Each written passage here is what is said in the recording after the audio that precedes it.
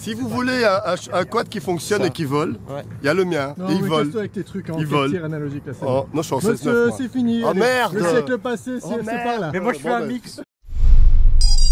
Et dire qu'il y a 2 ans, Joshua Bardwell nous disait ceci.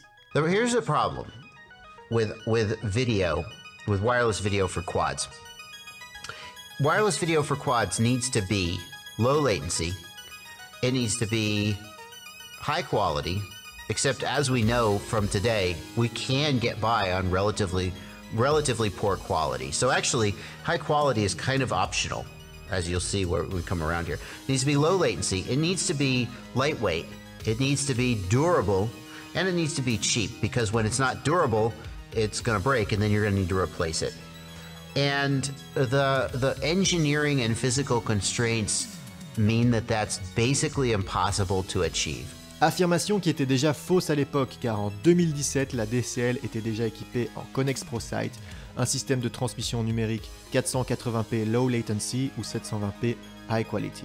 Et DJI avait sorti la même année le précurseur de leur modèle actuel, c'est-à-dire les DJI Goggles Racing Edition, un système basé sur Locus Sync. Et il y a plus ou moins un an sortait le système Byte Frost, la version alpha du système Fat Shark. Alors le Byte Frost c'était un système développé par HD0, une compagnie qui a vendu le brevet à Fat Shark ou j'en sais trop rien. Et comme vous le savez, il y a plus ou moins un mois est arrivé le Shark Byte, la version bêta du système de Fat Shark, qu'on a eu la chance de pouvoir tester vu que Seb en a commandé 2. Pour changer la fréquence, il suffit tout simplement de mettre ça et tu passes du mode jour au mode nuit. Ah ouais. Faut faire attention à Dom. Il dit beaucoup de choses vraies, mais beaucoup de conneries aussi. Ah, je savais pour les conneries, je savais pas pour les choses vraies. Ah putain! Branche un peu là. Je vais peut-être mettre... Ah Seb ou pas, il disait qu'il y a quand même un léger glitch. Ah ouais, il y a des légers glitches, ouais. Ouais, il y en a quand même, hein, je crois. Hein. Ouais. Je te dirais pire qu'en analogique là pour l'instant. À mon avis, tu dois le passer sous 200, je crois. Parce que regarde, Albert Kim, la vidéo que tu as donnée, il le fait en 500, qu'il n'y a plus dessus. Les Américains, ils sont gentils, tu vois, ils te font tous leurs tests à fond de balle, tu vois. Moi, tu sais, quand je fais un test à 25 ici, les gens sont là, ouais, mais c'est n'importe quoi, t'as fait ton test à 25, y a personne qui vole à 25. Si, t'es obligé. Ouais, on vole tous en 25. Mais oui, on vole tous en 25. Ceci dit, une fois passé en 500 mW, il n'y avait plus aucun problème.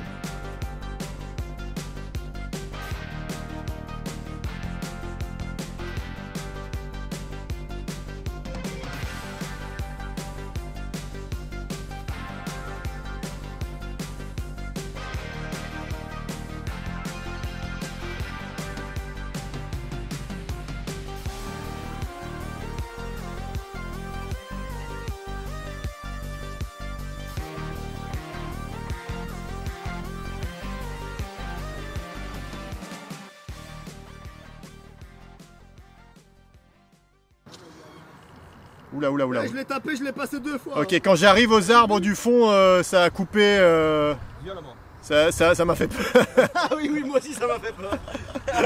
Cette espèce de néant de blancheur, ça fait peur. Ouais. Mais en réalité, ce premier test était complètement tronqué. En effet, je n'avais pas trop fait attention aux fréquences et on avait un pilote en Race Band 1, en Race Band 2, en Race Band 4, en Race Band 5 et le Shark Byte en Channel 6. Et comme vous pouvez le voir, Race Band 1 plus Race Band 4, leur intermodulation, ça vient perturber le 5880, c'est-à-dire le channel du Shark Byte. Du coup, je me suis un peu amusé avec mon analyseur de spectre pour voir sur quelle fréquence s'étendaient les deux systèmes, ou du moins pour vérifier si ce qu'on trouvait sur le net était vrai. Et comme vous pourrez le voir, le Shark Byte à gauche utilise les mêmes fréquences que le système DJI à droite. Vous pourrez également observer qu'on a notre porteuse vers 5600 et une seconde modulation vers 5900. A la base, je pensais que pour le DJI que c'était le masque qui émettait, mais on retrouve le même phénomène chez Shark Byte. Donc si quelqu'un a une idée de ce que c'est, vous pouvez le mettre en commentaire.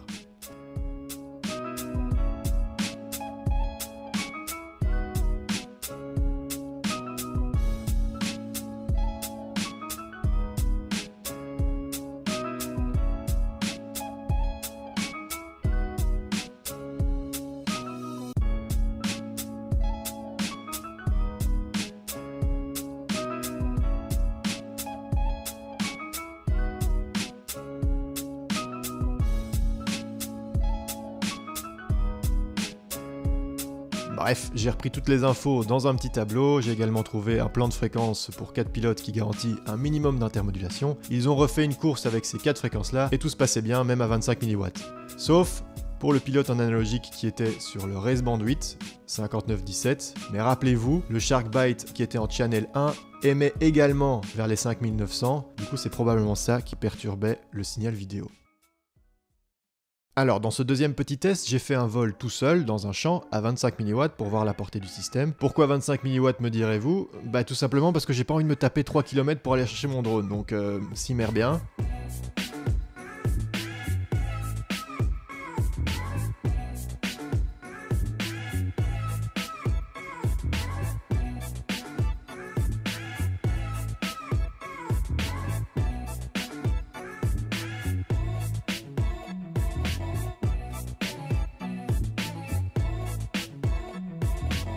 Comme vous pouvez le voir, ça fonctionne très bien, j'ai pu taper 1 km sans souci. J'ai fait demi-tour parce que j'allais dépasser la portée de la radio qui était en 2 Go 4. Dans ce troisième petit test, j'ai voulu voir comment il se comporte face à l'analogique. Fat Sharkband 1, 25 mW, Raceband 3. 25 mW. Il fait un bruit quand même vachement funky le tien quand tu démarres. Ça va, tu me suis? Je précise qu'avant cela, on avait testé le Channel 1 avec le Raceband 2. Mais ça introduisait trop de glitch, donc voilà, gardez au moins 2 racebands d'écart entre vos channels. Ça me paraît mieux, hein? Ben, on a plus d'écart, c'est logique. Pour les donneurs de leçons, sachez que Johan dispose des autorisations du Cora pour voler, donc voilà, ne refaites pas ça chez vous. Passe par l'extérieur, fais la même chose, fais la même chose. Consistency.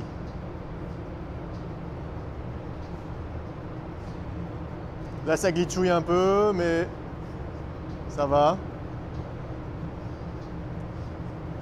Je vois la lumière au bout du tunnel, c'est une voiture ou ça va?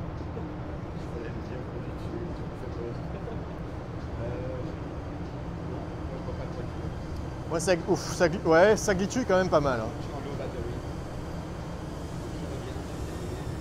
Ah, tu peux pas aller...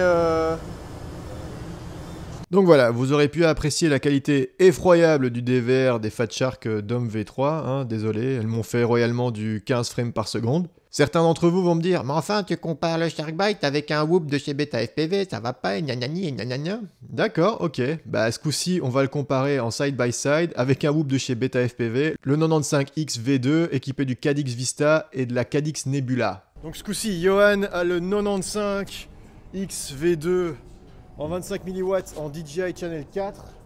Et moi, je serai sur le Sharkbite Channel 1, tous les deux en 25. Hein. Exactement. Et de nouveau, impressionnant ce format.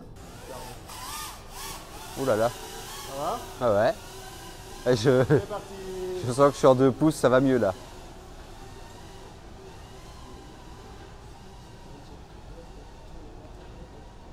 Alors toi, tu as la Nebula qui a une moins bonne qualité que l'autre.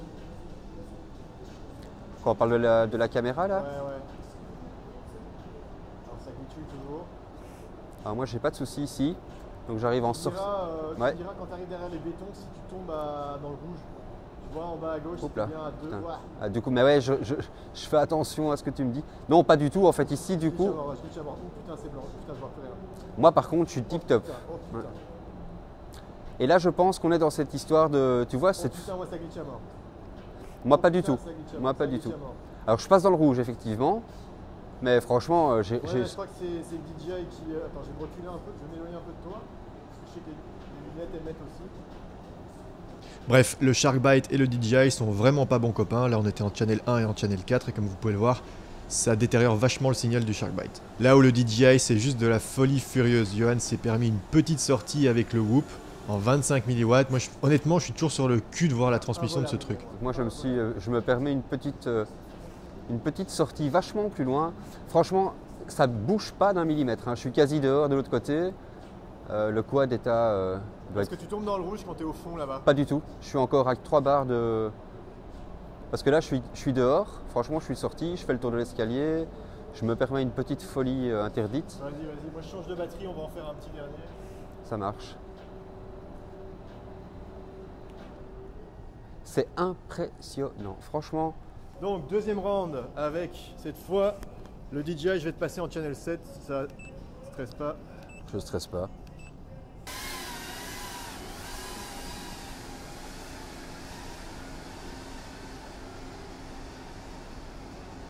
Alors ouais, toujours moi, cette gestion de la dynamique dans le Sharkbite est un peu moins bien.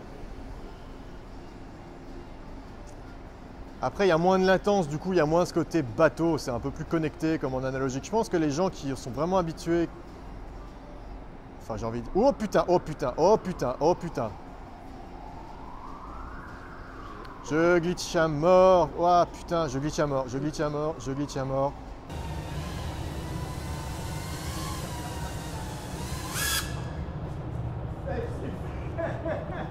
Alors quoi? Elle était pas belle celle-là? C'était beau, tu m'as fait peur, c'était beau. Bon, bah on va essayer de boucler cette vidéo et de faire un petit récap du DJI versus le Sharkbite. Alors, tout d'abord, parlons du prix parce que c'est un petit peu compliqué. Pour le système DJI, le kit vous coûtera 739 € sur Studio Sport et il faudra compter 165 € par quad supplémentaire. Pour le Sharkbite, le VRX sera sur Studio Sport à 270 €. Vous devez rajouter peut-être 10 € pour 2 antennes vu qu'il n'est pas livré avec des antennes. Pour le VTX, vous aurez le choix entre la version à 110 € qui est la version de 500 mW en 20 par 20 ou bien 58 € pour la version en 30 par 30 200 mW. À ça, vous rajoutez 55 € pour la caméra. Et enfin, vous pourrez compter également 600 € si vous voulez des HDO2. Mais la beauté de ce système, c'est que vous pourrez l'utiliser avec n'importe quelle lunette pourvue d'un port HDMI. Bien entendu, il vous faudra des lunettes qui aient une résolution minimum de 720p ainsi qu'une entrée HDMI. Donc par exemple, si vous avez des Fat Shark HD3, celles-ci ont une résolution de 600 pixels, donc vous ne verrez pas des masses de différence. Mais donc vous pouvez par exemple utiliser le système avec des lunettes aussi cheap que les Ishin EV200 qui sont à 212 €. Ça fait que le kit se situera entre 561 € jusqu'à 1045 € selon le setup que vous choisissez. Donc point au Sharkbite car vous pouvez avoir un système fonctionnel pour moins cher. Ensuite, on va parler poids. Le DJI avec le Cadix Nebula, vous serez à plus ou moins 24 grammes. Alors, le Sharkbite existe dans une version single board qui pèse 12 grammes et plus ou moins 17 grammes. Donc ça, c'est pour la single et 17 grammes pour la version dual board. Donc de nouveau, point pour le Sharkbite. Ensuite, on va parler latence. Alors, j'ai fait des petites mesures en filmant un flash à 240 images par seconde. Le Sharkbite, c'est quasiment du temps réel. J'ai mesuré plus ou moins 12 millisecondes. Et alors, DJI, bien qu'il affiche 25 millisecondes, j'ai mesuré avec mon système 20 millisecondes. De nouveau, point pour le Sharkbite. Alors, d'un point de vue signal vidéo par contre, le DJI transmet du 720p à 120 images par seconde, là où le Sharkbite transmet du 720p à 60 images par seconde. Donc là, point pour DJI. D'un point de vue encombrement, on le sait tous, le Cadix Vista, c'est un gros bloc qui se fixe en 20 par 20. Le Sharkbite, quant à lui, aura une version single board qui se fixe tout simplement en 30 par 30. Donc à ce niveau, point pour le Sharkbite. Par contre, si on parle de puissance, le DJI peut monter jusque 1200 mW, là où le Sharkbite vous limitera à 500 mW. Point à DJI. Ensuite, on va parler range et pénétration. Alors, j'ai pas envie d'écrire pénétration, donc je vais tout simplement dessiner une bite. D'un point de vue range, à puissance égale, les systèmes se valent plus ou moins.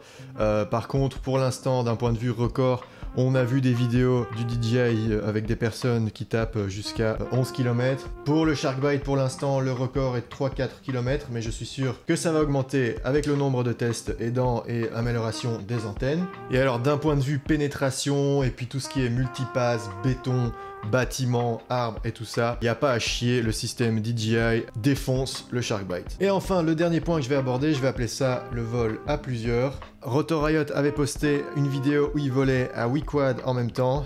Bien que vous ayez 8 channels sur le Sharkbite, pour l'instant, c'est encore un point d'interrogation. On a vu une vidéo de 4 pilotes qui volaient en même temps. À mon avis, ça va se situer entre 4 et 6, vu qu'ils se comportent plus ou moins comme les systèmes traditionnels. Donc pour ça, je vais accorder encore un petit point au DJI. Et voilà, donc en conclusion de cette vidéo, le système que vous devez acheter, c'est le...